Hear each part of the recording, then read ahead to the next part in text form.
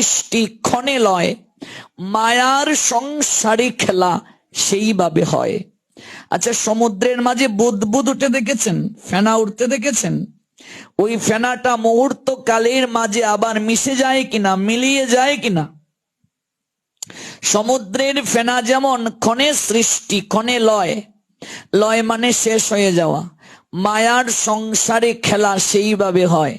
মায়ার সংসারটাও তেমন, কখনো হাসি কখনো কান্না, কখনো মিলন কখনো বিরহ, কখনো ছেড়ে চলে যাওয়া।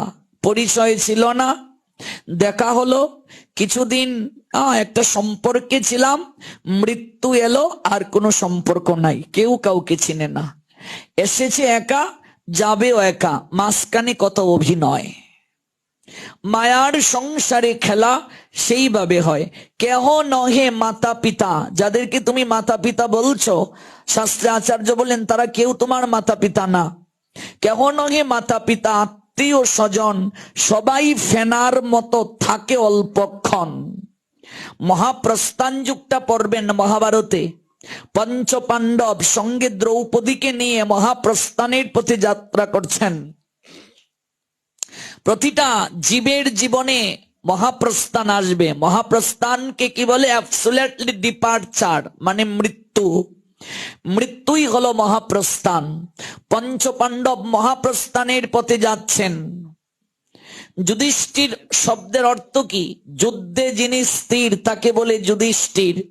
মহাভারতের যুদ্ধে কোথাও দেখবেন না যুধিষ্ঠির বিশাল কোনো যুদ্ধ করেছেন। যুদ্ধে কখনো যুধিষ্ঠিরের অর্জুনের নিয়ায় ভীমের নিয়ায় এত পারঙ্গমতা নাই, অথচ তাকে বলা হয়েছে যুধিষ্ঠির, আর কাউকে বলা হয়নি। ভীমকে বলা হয়নি, অর্জুনকে বলা হয়নি, নকুলকে বলা হয়নি, সহদেবকে বলা হয়নি। যুধিষ্ঠির শব্দের অর্থ হলো যুদ্ধে যিনি স্থির তাকে বলে যুধিষ্ঠির। এই যুদ্ধটা শুধু কুরুক্ষেত্রের যুদ্ধ নয়, জীবন যুদ্ধে যিনি সতত স্থির থাকেন তিনি হলেন যুধিষ্ঠির। বিপদে যিনি সতত স্থির থাকেন তিনি হলেন যুধিষ্ঠির। যন্ত্রণা কষ্টেও যিনি সতত স্থির থেকে গোবিন্দের চরণে শরণাগত থাকেন তিনি হলেন যুধিষ্ঠির। জীবন যুদ্ধে যিনি স্থির তিনি যুধিষ্ঠির। এই জন্য যুধিষ্ঠিরকে সর্বোত্তম বলা হয়, কারণ তিনি সর্বক্ষেত্রে স্থির, সর্বক্ষেত্রে স্থির। মহাপ্রস্থানের পথে যাচ্ছেন। নকুল পড়ে গেল, সহদেব পড়ে গেল। ভীম চিৎকার করে বলছে, দাদা, ছোট মায়ের দুই ছেলেকে আমাদের থেকেও তুমি সবচেয়ে বেশি ভালোবাসছ। যখন স্বয়ং ধর্মরাজ যম তিনি পরীক্ষা করেছিলেন অর্জুনকে, পরীক্ষা করতে গিয়ে বলেছিলেন তোমার একটা ভাইকে কেবল জীবিত আমি করে দিতে পারবো, তখনও তুমি আমাদের কাউকে চাওনি, তুমি নকুল সহদেব থেকে একজনকে চেয়েছো, তুমি সবচেয়ে বেশি তাদেরকে ভালোবাসা দিয়েছো। আজকে তারা পিছনে পড়ে গেছে, মরে গেছে, তারা একবারও যুধিষ্ঠির পিছনে ফিরে তাকালেন না। বললেন নকুল সহদেব তাদেরও জীবনের ত্রুটি ছিল। অর্জুন পড়ে গেলেন, অর্জুনের দিকেও তাকালেন না, কাঁদলেনও না। ভীমও পড়ে গেলেন, বরফের মাঝে আটকে গেল তার পা, তিনিও পড়ে গেলেন। এই যে ভারতের সর্বশেষ গ্রাম, গ্রামের নামটা হচ্ছে মানা গ্রাম, এই গ্রাম দিয়েই পঞ্চপাণ্ডবগণ স্বর্গে যাওয়ার জন্য যাত্রা করেছিল, মহাপ্রস্থান হয়েছিল। ইউটিউবে সার্চ করবেন মানা গ্রাম, দেখবেন সব কিছু দেখতে পারবেন। এই যে মহাভারতে মহাপ্রস্থান যে পর্বটা আছে, ওই মহাপ্রস্থান পর্বে একমাত্র যুধিষ্ঠির গিয়েছিলেন, সবাই পিছনে পড়ে গিয়েছিল। ভীম বলছিল দাদা আমিও যাই, পিছনে তাকালেন না, বললেন ভীম তোমার জীবনেও ত্রুটি ছিল, দাদা একটুও তোমার কষ্ট হচ্ছে না? বলছে তোমরা এই জন্মে আমার ভাই, কিন্তু বিগত জন্মে তখন তোমরা তো আমার ভাই ছিলে না, কাজেই যে কদিন তোমাদের শোনে অভিনয় ছিল, অভিনয়ের সাঙ্গ হয়ে গেছে, দুঃখ করার কি আছে? ভাবুন তো, পারবো কোনোদিন? পারবো আমি আপনি? কোনোদিন সম্ভব সেটি? দ্রৌপদীও পড়ে গেলেন, একটিবারও পিছনে ফিরে তাকালেন না। যুধিষ্ঠির একা শুরু করলেন হাঁটতে। স্বয়ং ধর্মরাজ যম তার এই অহৈতুকী, এই স্থিরতা, তার চিত্তের অহৈতুকী প্রীতি ভক্তি এবং ধর্মের অনুশীলন দর্শন করে কুকুরের বেশ ধারণ করে তার সঙ্গে গিয়েছিলেন। নারদ পরীক্ষা করেছিলেন যে কুকুরটাকে রেখে তুমি স্বর্গে যাবে, কুকুর সহ যেতে পারবে না। যুধিষ্ঠির বললেন যে কুকুরটা এতটা পথ আমার সঙ্গে এলো, আমি তাকে রেখে স্বর্গে যেতে পারবো না। এমন কি যদি আমাকে স্বর্গে যেতে নাও হয়, আমি থাকবো, যাব না, কিন্তু আমি কুকুর রেখে যাব না। যিনি সাধু হবেন সর্বজীবে তার সমভাব থাকবে, জীবন যুদ্ধে তিনি স্থির থাকবেন। সঙ্গে সঙ্গে কুকুর থেকে যমরাজ আবির্ভূত হয়ে তিনি যুধিষ্ঠিরকে স্বাগত জানিয়েছিলেন, আমি তোমায় পরীক্ষা করেছিলাম পুত্র। এই দেখুন প্রত্যেকটা ক্ষেত্রে জীবন যুদ্ধে তিনি স্থির। যত গৃহে আগুন লাগলো যুধিষ্ঠির স্থির। পাশা খেলায় এত অমানবিক আচরণ হলো, সেখানেও তিনি স্থির। বনবাসে গেলেন, সেখানেও স্থির। অজ্ঞাতবাসে গেলেন, সেখানেও স্থির। প্রত্যেকটা ক্ষেত্রে তিনি স্থির। তাই তো তিনি যুধিষ্ঠির। জীবন যুদ্ধে স্থির থাকা, সকল কার্যকে ঈশ্বরের কার্য, ঈশ্বরের ইচ্ছে বলে যে মেনে নিতে পারে, তাই তো যুধিষ্ঠির এত সহজ নয়।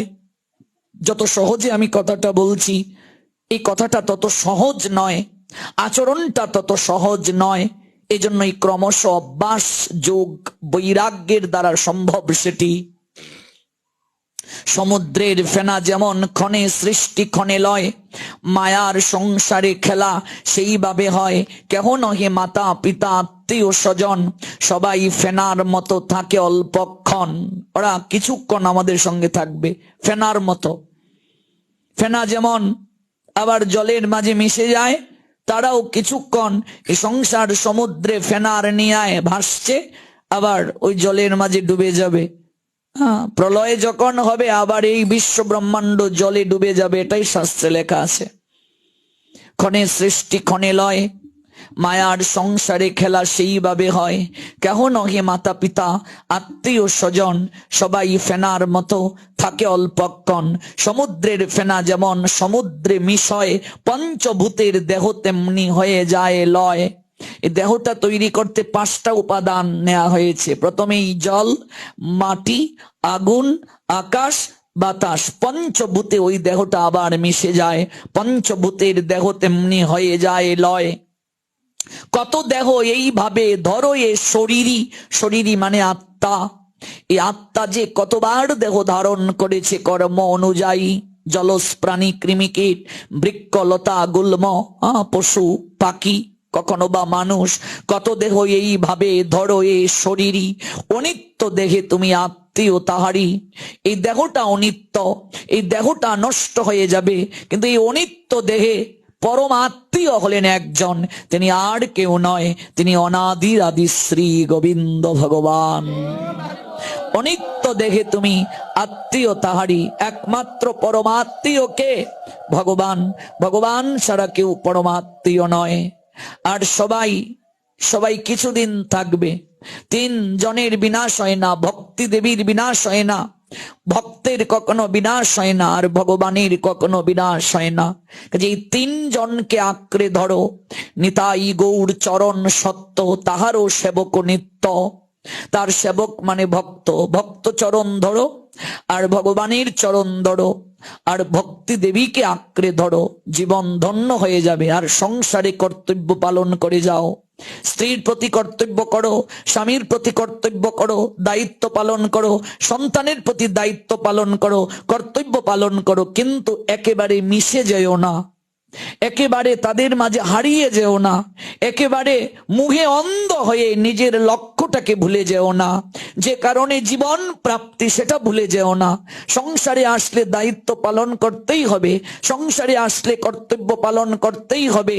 সংসারে এসে দায়িত্ব কর্তব্যের বেড়াজাল থেকে আমি নিজেকে মুক্ত করতে পারবো না, কিন্তু যে উদ্দেশ্যে আসা, এই উদ্দেশ্য থেকে যারা সরে যায় ওরা একুল অকুল দুকুল হারায়। সংসারে মজে গেলে, গৌরাঙ্গ ভুলিলে, গৌরকে ভুলে গেলে, না শুনিলি সাধুর কথা।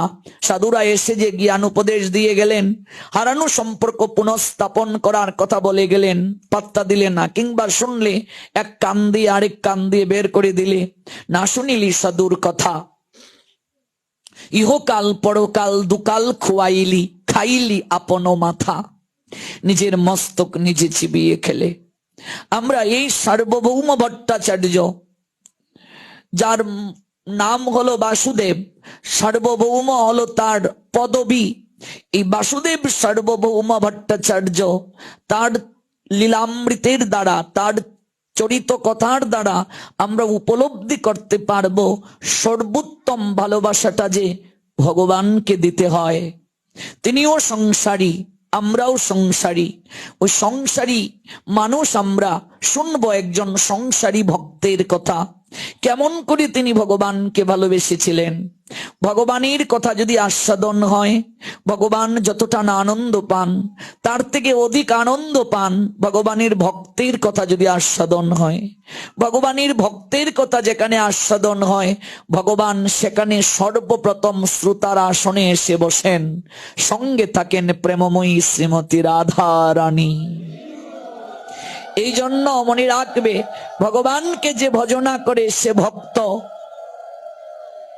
আর যে ভগবানের ভক্তকে সেবা করে ভজনা করে সে হলো ভক্ত শিরোমণি। ভগবানকে সেবা করলে তুমি ভক্ত, আর ভগবানের ভক্তকে যে সেবা করে সে ভক্ত শিরোমণি। এই জন্য সেবাটা হবে ভগবানের ভক্তের সেবা। ভগবানের থেকেও ভগবানের ভক্ত সেবাকে প্রাধান্য দিতে হবে, সাধু সেবাকে প্রাধান্য দিতে হবে। সাধু সেবাকে প্রাধান্য না দিলে কেউ কলিযুগে কখনো ইষ্টকে প্রাপ্ত হবে না। এটাই হলো মূল কথা।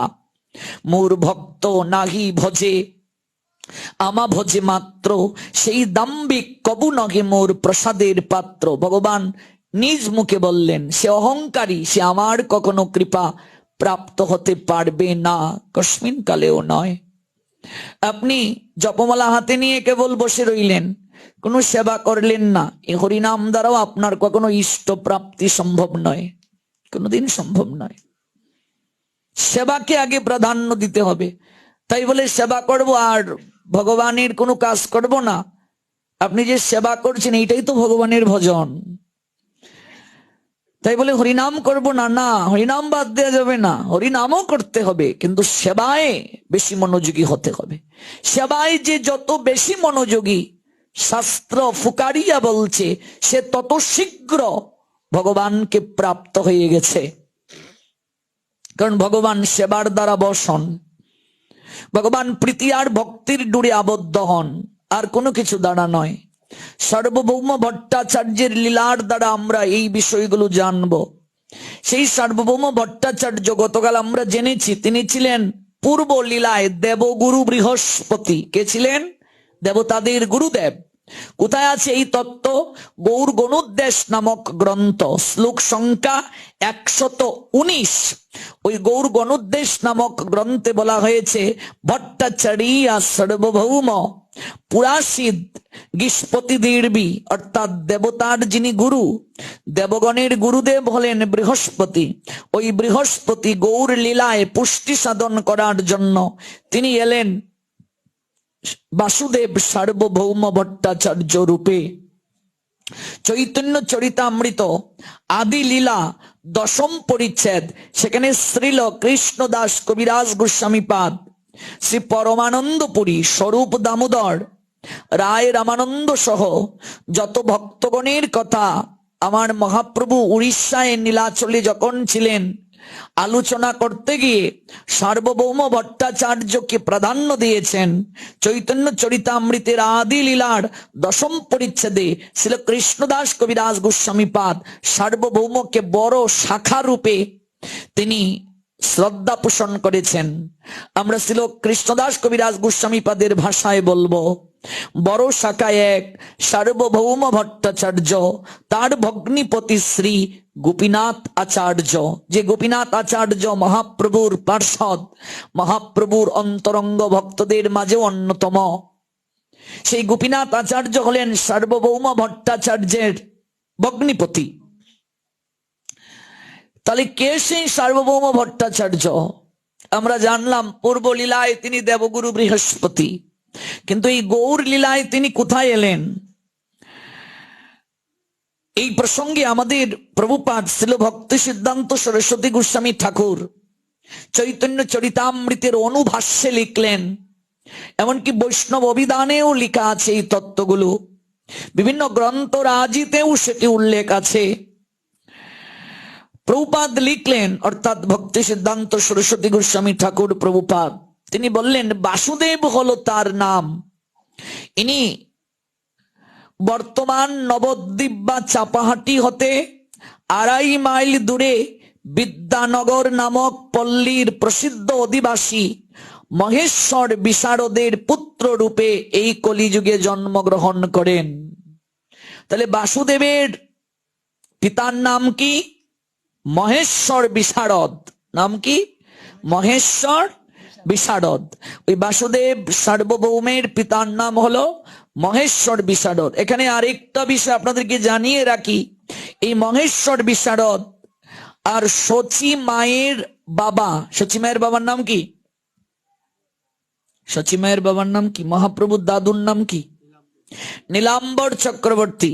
ওই নীলাম্বর চক্রবর্তী আর হলেন এই মহেশ্বর বিশারদ, ওনারা খুব অন্তরঙ্গ ছিলেন। নীলাম্বর চক্রবর্তী যেহেতু মহান পণ্ডিত, আর এখানে এই মহেশ্বর বিশারদ তিনিও পণ্ডিত।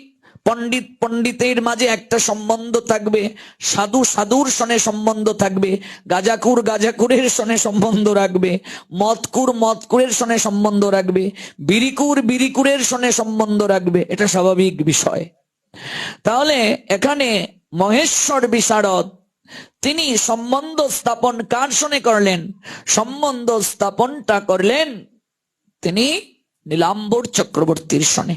নীলাম্বর চক্রবর্তী অনেক বড় পণ্ডিত, সচিমায়ের বাবা। এবং আপনারা জেনে আরো আনন্দ পাবেন, এই নীলাম্বর চক্রবর্তীর বাড়ি হলো আমাদের সিলেটে, শ্রীহট্ট, বর্তমান হবিগঞ্জ জেলা, বাহুবল উপজেলা, মিরপুরের জয়পুরে হলো এই নীলাম্বর চক্রবর্তী। এই নীলাম্বর চক্রবর্তী কি বাড়ি? সচিমায়ের বাবার বাড়ি। পরবর্তীতে তারা নবদ্বীপে গেলেন। কথিত আছে তৎকালীন সময় বিশেষ করে এই ন্যায় শাস্ত্রের জন্য মিথিলা হচ্ছে সর্বশ্রেষ্ঠ বিদ্যাপীঠ। মিথিলা কোথায় গো? বর্তমান নেপাল। এই পুরোটাই কিন্তু ভারতবর্ষ ছিল। রঘুপতি রামচন্দ্রের শ্বশুর বাড়ি হচ্ছে মিথিলা। জনক নন্দিনী সীতা দেবীর অর্থাৎ জানকীর বাবার বাড়ি। স্বয়ং বসুন্ধরায় হল কর্ষণ করতে গিয়ে জানকী আবির্ভূত হয়েছিলেন, বর্তমান হলো নেপাল। তো এই যে মিথিলা, এই মিথিলা ছিল ন্যায় শাস্ত্রের বলা যায় আতুর ঘর। এখান থেকেই সব পণ্ডিতরা লেখাপড়া করতেন, বের হতেন। নবদ্বীপে তখন ন্যায় শাস্ত্র কখনো টুল খোলা হয়নি, পড়ানো হয়নি, এরকম বিদ্যা শিক্ষা দান করা তখনও হয় নাই ন্যায় শাস্ত্রের উপরে। তাই নবদ্বীপের সকল শিক্ষা অনুরাগী যারা, ওরা মিথিলায় যেতেন। ভারতবর্ষের সব জায়গা থেকে শিক্ষা অনুরাগীরা মিথিলায় যেতেন শিক্ষা গ্রহণ করার জন্য। মিথিলার যারা পণ্ডিত, ওনারা একটা বিশেষ নীতিকে মেনে চলতেন। এই নীতিটা হলো, ওনারা ছাত্রদেরকে ন্যায় শাস্ত্র পড়াতেন, বিদ্যা শিক্ষা দান করতেন, কিন্তু তারা কখনো পুঁথি দিতেন না। আগেরকার সময়ে তো পুঁথি ছিল, গ্রন্থ বা বই আকারে তো বের হয়নি, ছাপাখানা আবিষ্কৃত হয়নি। পুঁথি কেন দিতেন না? কারণ পুঁথি দিলে ওরাও ওই জায়গায় গিয়ে আবার নতুন করে স্কুল খুলবে, তাহলে মিথিলার গৌরবটা নষ্ট হয়ে যাবে। এই জন্য এটা তারা মেনে চলতেন। ওনারা বিদ্যা শিক্ষা দান করতেন, কিন্তু গ্রন্থ দিতেন না কাউকে, ছাত্রদেরকে পুঁথি দিতেন না, পড়াশোনার পর সকল কিছু রেখে দিতেন। যার কারণে অন্য কোনো জায়গায় এমন ভাবে টুল গড়ে ওঠে নাই ন্যায় শাস্ত্রের উপরে। ওই নবদ্বীপ থেকে, অর্থাৎ বিদ্যানগর যে গ্রাম, ওই গ্রাম থেকে মহেশ্বর বিশারদের পুত্র বাসুদেব, পরবর্তীতে যিনি সার্বভৌম উপাধি প্রাপ্ত হয়েছিলেন, ওই বাসুদেব তখন মিথিলায় গেলেন পড়াশোনা করার জন্য। এমন তিনি শ্রুতিধর ছিলেন, এমন তার জ্ঞান ছিল, এমন তার পাণ্ডিত্য ছিল, তিনি অল্প সময়েই বেদ বেদান্ত সকল কিছু মুখস্থ করে ফেলেন। বেদান্ত শাস্ত্রে প্রচুর তিনি পাণ্ডিত্য লাভ করেন। এবার এই যে তিনি বেদান্ত শাস্ত্রে পাণ্ডিত্য লাভ করলেন, যখন তার পড়াশোনা শেষ হলো, পুঁথি তো তাকে দেয়া হবে না, কারণ এটা মিথিলার গৌরব।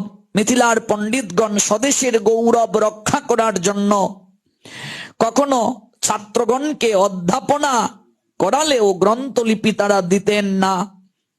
বাসুদেব মনে মনে ভাবলেন, এই শিক্ষাটা সর্বত্র ছড়িয়ে দিতে গেলে আমাকে একটা উদ্যোগ নিতে হবে। তাই তিনি সকল শাস্ত্র গ্রন্থ মুখস্থ করে ফেললেন। মুখস্থ করে তিনি নবদ্বীপে চলে এলেন। এসে ওই যে মুখস্থ করে এলেন, এগুলো এসে তিনি নিজে আবার লিখলেন। কতটা পণ্ডিত ভাবা যায়, চিন্তা করুন, কতটা শ্রুতিধর।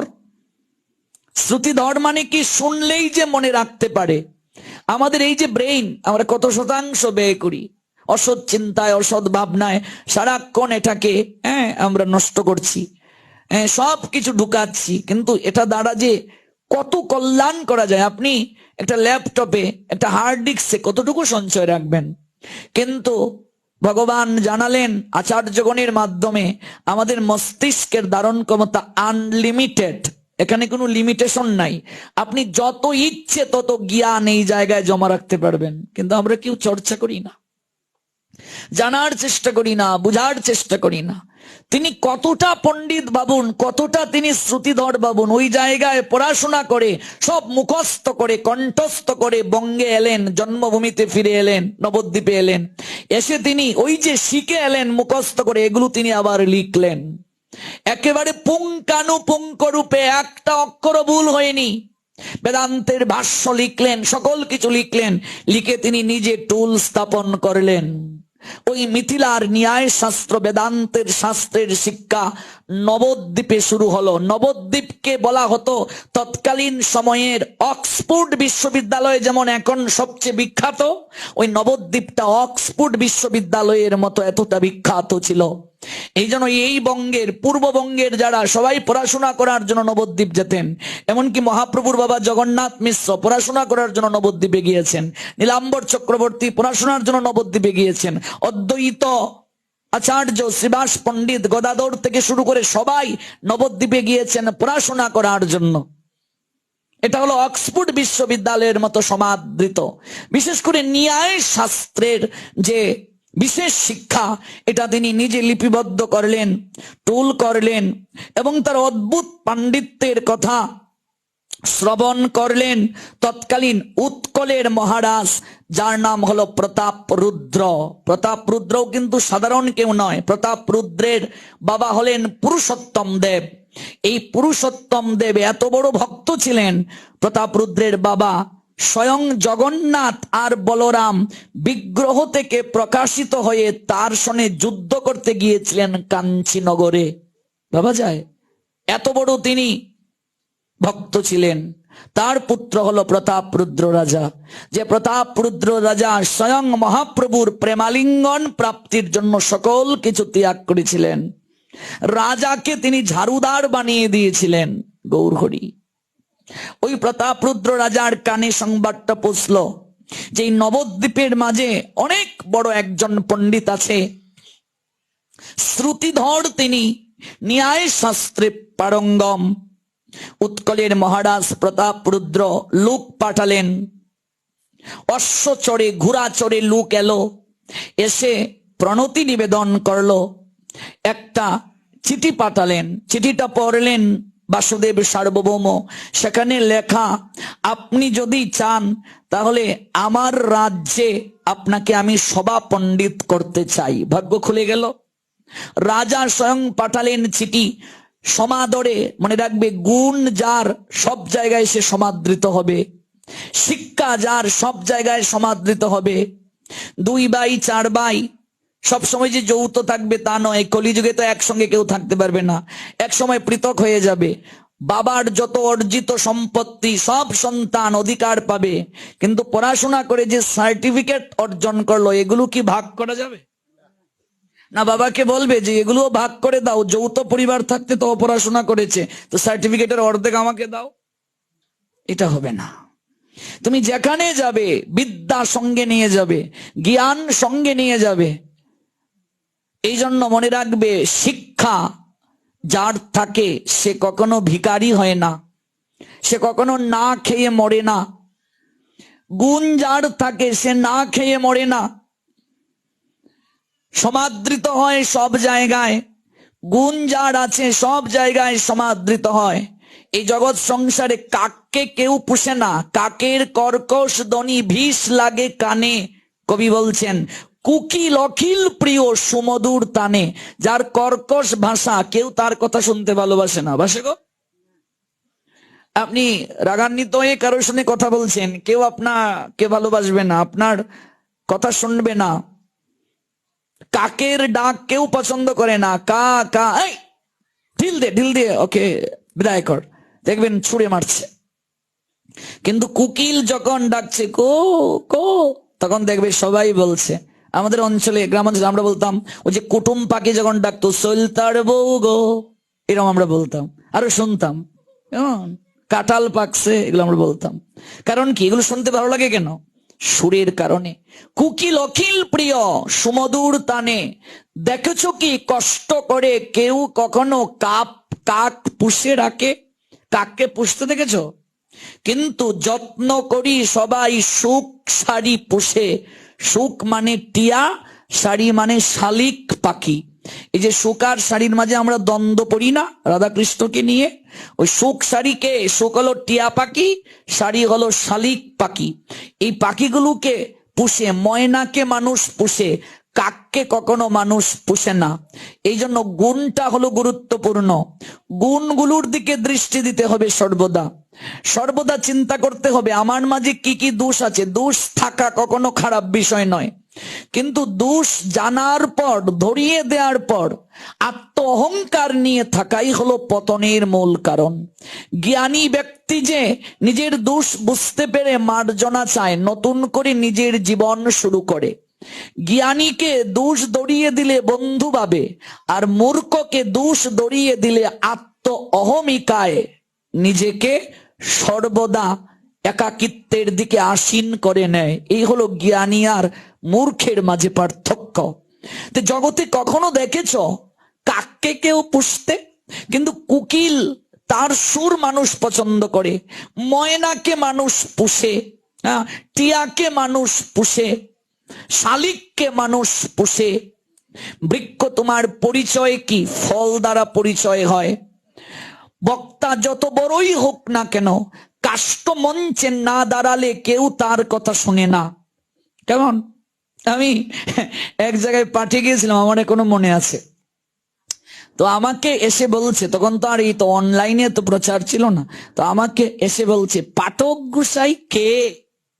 আমাকে এসে বলতেছে। তো আমি বললাম, উনি এখনো আসেননি। উনি এখনো আসেন। তো আরেকজন বলছে, এই কি গো, পিসি গোসাই? গোসাইয়ের তো পেটেই নাই। মানে গোসাই মানে একটু পেট টেট হবে, একটু স্বাস্থ্যস্থ হবে, একটু লম্বা চূড়া হবে। তো এই কি গোসাই গো, গোসাইয়ের তো পেটেই নাই। বুঝতে পেরেছ? তো যখন পাঠ শুনলো, বলছি, ওরে বাবা, এ তো দেখা যায় নাগামরিচ। নাগামরিচ ছিল? ও, বোম্বাই মরিচ। তাহলে নিজের যোগ্যতা প্রমাণ হবে কখন? যখন আপনি আসরে উঠবেন। যত বড়ই বক্তা হোক, কাষ্ঠমঞ্চে দাঁড়িয়ে কথা যখন সে বলবে, তার যোগ্যতা প্রমাণ হবে। আমি আমার জীবনে একটা আদর্শকে সবসময় আমি অনুসরণ করতাম। এই আদর্শটা কি? আমি আমার জীবনে অনেককে দেখেছি, অনেক আলোচককে দেখেছি। অনেক আলোচক ভাবেন, এটা আমি একেবারে সম্মানের সঙ্গে কথাটা বলছি, কাউকে ছোট করার জন্য নয়, একেবারে বিনয়ের সঙ্গে কথাটা বলছি। অনেক আলোচক ভাবেন, কোনো আলোচক যদি কোনো জায়গায় পাঠ করেন ওই প্লেসটা আর ছাড়তে চান না। ভাবেন অন্য কোনো আলোচক যদি আসে, পরে যদি আমার মার্কেটটা কমে যায়, আমাকে যদি না নে। কিন্তু আমার আদর্শটা ব্যতিক্রম। আমার আদর্শটা হলো, যত বেশি আলোচক আসবে ওদের মাঝে আমার যোগ্যতা প্রমাণ হবে। এই আদর্শটাকে আমি সবসময় গ্রহণ করে চলতাম, যে সবাই আসুক, একটা জায়গায় সবাই বসবে, এই জায়গায় আমার যোগ্যতাটা প্রমাণ হবে। এটি হচ্ছে মূল কথা। এই জন্য সবসময় যোগ্যতা অর্জন না করলে কেউ টিকে থাকতে পারবে না, হারিয়ে যাবে, হারিয়ে যাবে। গুণটা হচ্ছে গুরুত্বপূর্ণ, যোগ্যতাটা গুরুত্বপূর্ণ। যার কারণে স্বয়ং প্রতাপরুদ্র রাজা আজকে তাকে সম্মান দিয়ে কি করলেন, তিনি সভা পণ্ডিত বানিয়ে দিলেন। প্রতাপরুদ্র রাজা নবদ্বীপ থেকে চলে গেলেন উড়িষ্যায়, উড়িষ্যায় চলে গেলেন। আমাদের যে লীলা, এটা উড়িষ্যার লীলা। একটু জানিয়ে দিলাম শিকড়টা কোথায়। তাহলে শিকড়টা কোথায়? বঙ্গে। তাহলে সার্বভৌম ভট্টাচার্য মূলত কি বাঙালি না উড়িয়া? বাঙালি। উড়িষ্যায় যারা জন্ম নেয় ওরা হলো উড়িয়া, তাদের ভাষাটা উড়িয়া ভাষা। আর বঙ্গে যারা জন্ম নিল, এই পশ্চিমবঙ্গ আর এই পূর্ববঙ্গ তো এক বঙ্গই, অর্থাৎ বাংলা ভাষা। উনি মূলত বাঙালি। তিনি হয়ে গেলেন কি? হয়ে গেলেন সভা পণ্ডিত। তিনি গার্হস্থ্য জীবনেও প্রবেশ করেছেন। গৃহে থেকেও ভগবান পাওয়া যায় যদি কেউ ভজন করে, যদি কেউ সাধন করে, যদি কারো যোগ্যতা থাকে।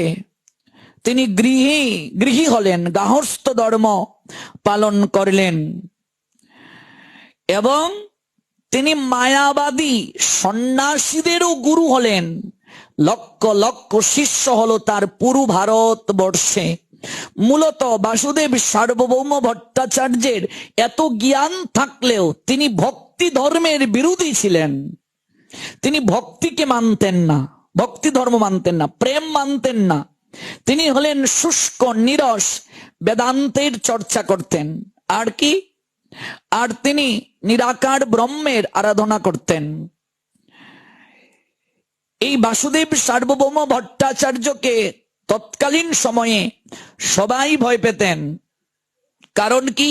তার সামনে মাথা তুলে দাঁড়িয়ে কথা বলার লোক ছিল না।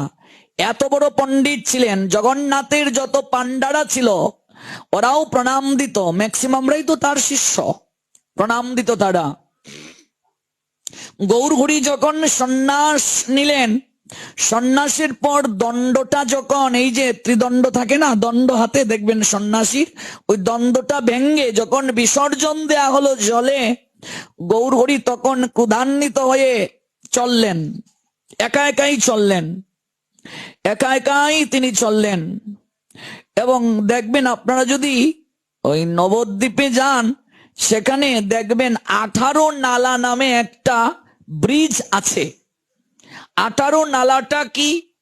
ইন্দ্রদুম্ন রাজা তার 18 পুত্রকে বলি দিয়েছিলেন।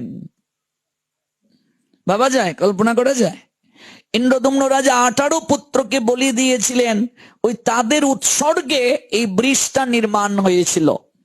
ওই 18 নালা হয়েই জগন্নাথ ধামে যায়, 18 নালা দর্শন করে প্রণাম নিবেদন করা হয়। ওই 18 নালা অতিক্রম করে গৌরহরি যাচ্ছেন ভাবে বিভোর হয়ে। একাই তিনি ওই পুরীর মন্দিরে ঢুকে পড়লেন, আর সকল ভক্তগণ পিছনে পিছনে যাচ্ছেন। প্রভু একাই চললেন, কারণ একাকী না গেলে তো হবে না। ভগবান যখন কাউকে কৃপা করেন দল বল নিয়ে যান না, ভগবান একাই যান তাকে কৃপা করার জন্য। একাকী চললেন। সেদিন আমরা জেনেছি একজনের ভজন দ্বারা আরেকজন কখনো প্রাপ্ত হতে পারে না, তাই তিনি একাকী চললেন। প্রভু মন্দিরে ছুটে যখন জগন্নাথকে দর্শন করলেন, অস্থির হয়ে তার হৃদয় উঠল। কাঁদতে কাঁদতে তিনি লুটিয়ে পড়লেন। জগন্নাথকে তিনি কৃষ্ণ স্মৃতি করে তিনি নিজেকে রাধা ভাব করে রাই ভাবে বিভোর হয়ে কাঁদতে কাঁদতে জগন্নাথ দর্শন করছেন। চণ্ডীদাস পদ রচনা করলেন, বধূ কি আর বলিব আমি, তুমি তো আমার সকলই জানো, আমি তোমায় কি বলবো, তুমি তো আমার সকল কিছুই জানো। বধূ কি আর বলিব আমি, এখানে বধূ মানে প্রাণনাথ। হে প্রাণনাথ, আমি কি বলবো তোমায়, তুমি তো আমার সকল কিছুই জানো। আমার জীবনে মরণে প্রতি জনমে জনমে প্রাণনাথ হইও তুমি।